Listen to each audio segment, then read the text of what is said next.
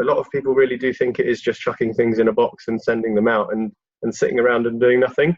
But the implications that exist based on that methodology are very different. And the way that I always look at it, and especially with the guys that I employ, is when I was younger and I really loved DT, for instance, which is design and technology. And they would bring up a project and they'd say, we want you to make a clock. And within 5 minutes, I'd drawn what I wanted to create.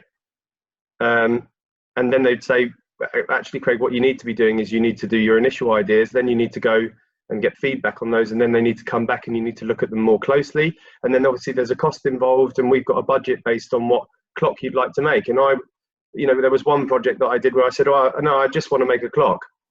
Like I know I want it to look like a house, and I want the lid to open, and I had this big idea.